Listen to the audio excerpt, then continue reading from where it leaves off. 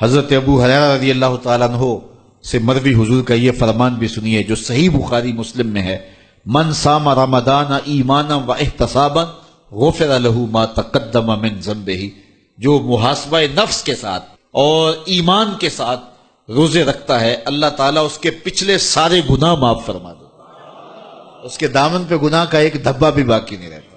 یہ کرم نوازیاں ہیں۔ حضور علیہ الصلوۃ والسلام ماہ سیام سے قبل خطبہ دیا کرتے تھے صحابہ کو، اور ماہ سیام کا استقبالیہ خطبہ دے کے ان کو ماہ سیام کو کیسے گزارنا ہے اس کی تعلیم دیا کرتے تھے۔ آج یہ خطبہ جو حضور نے ارشاد فرمایا وہ آپ کے سامنے رکھوں۔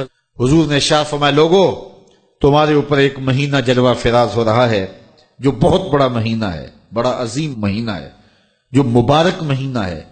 وہ ایسا مہینہ ہے جس کے دامن میں ایک رات ایسی ہے جو 1000 مہینے سے بہتر ہے۔ جعل اللہ صیامہ فریدہ، اللہ نے اس مہینے کے روزے کو فرض بنایا، وقیام لیلۃ تطوعا، اور اس کی رات کے قیام کو نفل بنایا۔ من تقرب فیہ بخصلۃ من الخیر کان کمن ادى فریدۃ فیما سواہ، اور جس نے کوئی اس مہینے میں بھلائی کی تو وہ ایسے ہے کہ جس طرح اس نے فریضہ ادا کیا۔ اگر کسی نے نفل ادا کیا تو ایسے ہے جس طرح اس نے فرض ادا کیا۔ ومن ادى فریدۃ فیہ کان کمن ادى 70 فریدۃ فیما سواہ، اور جس نے اس مہینے میں ایک فرض ادا کیا اللہ تعالیٰ اس کو 70 فرضوں کا ثواب عطا کرے۔ وہ ایسا ہے جس طرح اس نے 70 فرائض ادا کیے۔ وہو شہر الصبر، وہ صبر کا مہینہ ہے۔ والصبر ثوابہ الجنہ، اور صبر کا ثواب جنت ہے۔ وشہر المواسات، ایک دوسرے سے پیار کرنے کا، ہمدردی کرنے کا مہینہ ہے، دکھ بانٹنے کا مہینہ ہے، لوگوں سے محبت کرنے کا مہینہ ہے۔ وشہر یزاد فیہ رزق المومن، یہ وہ بابرکت مہینہ ہے جس میں مومن کا رزق بڑھا دیا جاتا ہے۔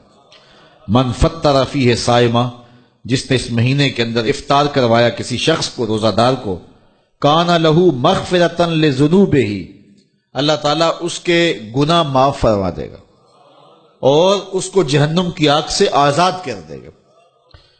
وکان لہ مثل اجرہ، اور روزہ رکھنے والے کو جتنا اجر ملا روزہ افطار کروانے والے کو بھی اتنا ہی اجر دیا جائے گا۔ من غیر ان ینتقص من اجرہ شیئا، روزہ رکھنے والے کے اجر میں کسی کمی کے بغیر، اس کے اجر میں بھی کوئی کمی نہیں ہوگی، اور روزہ افطار کرانے والوں کو بھی پورا پورا اجر دے دیا جائے۔ قلنا یا رسول اللہ صلی اللہ علیہ وسلم، صحابہ فرماتے ہیں ہم نے عرض کی، اے اللہ کے پیارے حبیب، لیسا کلنا ناجد ما نفطر بہ الصائم، ہم میں سے سارے تو ایسے نہیں ہیں کہ جو روزہ دار کو روزہ افطار کروا سکے، غریب لوگ بھی ہیں، مسکین لوگ بھی ہیں، تو سارے لوگ تو ایسے نہیں ہیں۔ تو حضور نے کیا ارشاد فرمایا، سنیے۔ فقال رسول اللہ صلی اللہ علیہ وسلم، یؤت اللہ ھذا الثواب، اللہ تعالیٰ یہ روزہ افطار کروانے کا ثواب عطا کرتا ہے۔ من فطر صائما، جو کسی کو افطار کروائے، علی مذقۃ لبن، دودھ کے ایک گھونٹ سے، او تمرۃ، یا ایک کھجور سے، او شربۃ من ماء، یا پانی کے ایک گھونٹ سے۔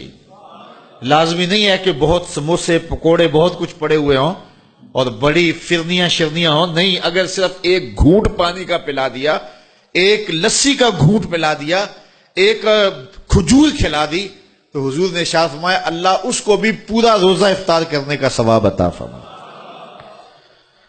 اور آگے فرمایا واشبع صائما، اور جس نے شراب ہو کے کھلایا، اس کو صحیح پوری فل افطاری کروائی، تو اس کا اجر کیا، سقاہ اللہ من حوضی شربۃ لا یظمأ حتی یدخل الجنہ، حضور فرمایا اللہ اس کو حوض کوثر سے جام پلائے گا یہاں تک کہ وہ جنت میں داخل ہو جائے گا، اور جنت میں داخل ہونے تک 50,000 سال کا دن ہوگا، اس کو دوبارہ پیاس بھی نہیں لگے گی۔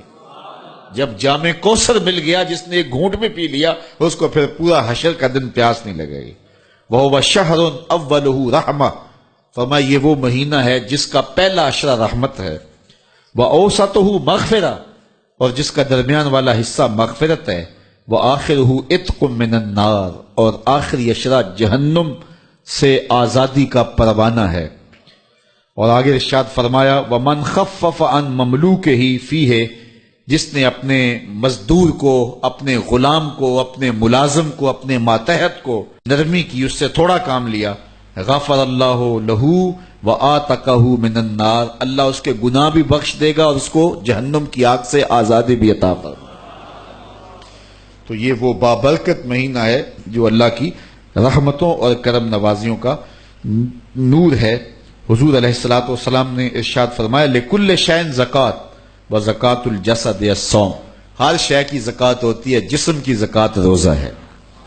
تو روزہ جسم کی زکوٰۃ ہے، باطن کا تزکیہ ہے، من کا چراغاں ہے، نفس کی سرکوبی ہے، شیطان سے بچاؤ کا ذریعہ ہے، اور دوزخ سے ڈھال ہے، اللہ کی رحمتوں کا حقدار کرتا ہے اور اس کی کرم نوازیاں ہمیں نصیب کرتا ہے۔ خوش نصیب ہیں وہ لوگ جو ماہ صیام کو پورے خشوع و خضوع سے گزارتے ہیں۔